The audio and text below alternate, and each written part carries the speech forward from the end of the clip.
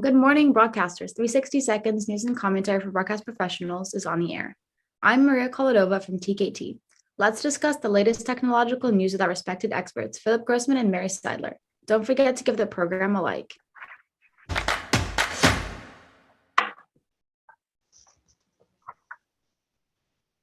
The Panasonic 100 GJ Studio camera is designed to help streaming production teams make content more exciting and engaging. To support studios moving towards IP-based workflows, the camera features SMPTE 2110 compatibility.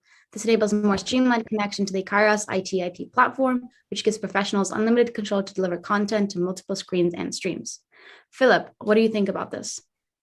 Well, there are actually two things that are very interesting about this camera, maybe even three things. So the one that they're touting is that they've got built-in SMPTE 2110, which is fantastic. So you no longer need a CCU, which is that camera control unit that most cameras plug into, and the camera control unit is what plugs into your fabric that you use for routing. This has a SMPTE 2110 interface, IP interface directly into routing, and integrates with the Kairos IP-based production switcher. Those things are all fantastic. It simplifies what's going on in the studio space. But what I find sort of more interesting is it is a super 35mm sensor.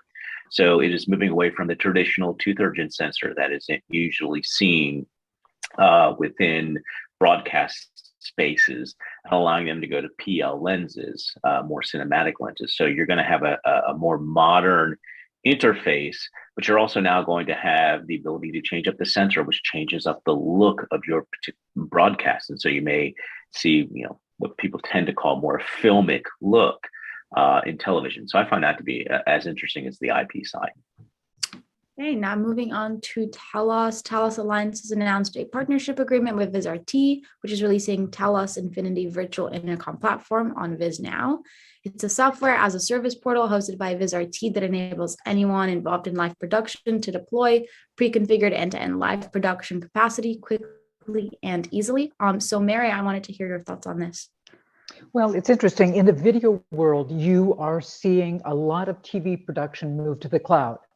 Why? Well, that means no more big control rooms and large expensive gear. So once everything such as a picture and sound are created, the cameras and mics, the switching and everything else has to be done in the cloud.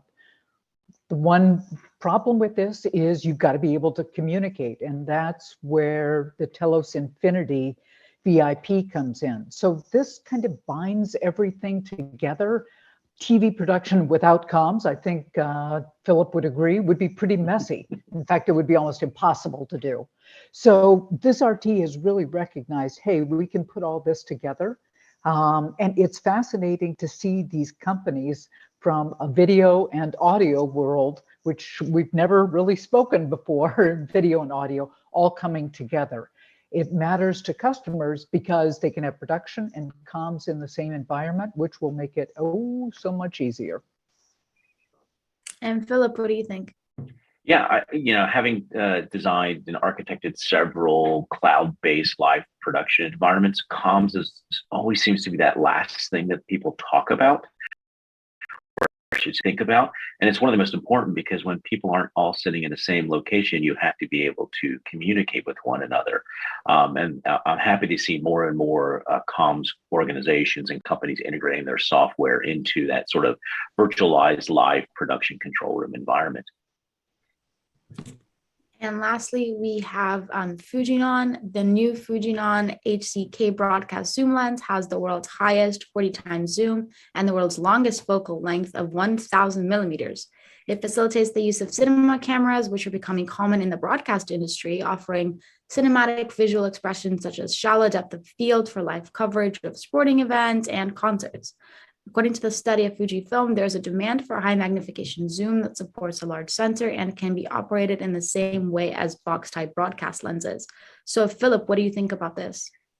Yeah, so I'm excited to see this. So again, they're going towards that Super 35 or full frame sensor and going to a PL mount, which is great.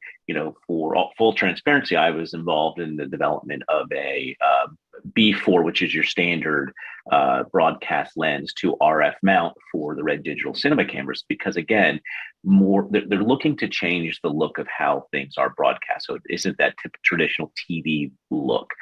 So they're wanting to see things more cinematic, whatever that term actually means to people. So, they're trying to use cinema-based cameras like the Red, like ARRI, which really have amazing sensor technologies. And this is just another camera, another lens manufacturer starting to make that happen. We've done it through using traditional B4 lenses, which gives you still reduces it down to a smaller sensor size. This is now designed for that larger sensor size. So you're going to have the Super 35. It's going to be a transition. It's going to take, because these lenses are $250,000, so it's going to take a long time for companies to change out. But it's exciting to see the television moving more towards that larger sensor Super 35 and various mounts. So it's exciting. All right, thank you. Well, that's all the time we have today. Many thanks to our experts, Philip and Mary, and don't forget to comment on the news that we've discussed. See you next Monday at the same time. Goodbye. Bye-bye.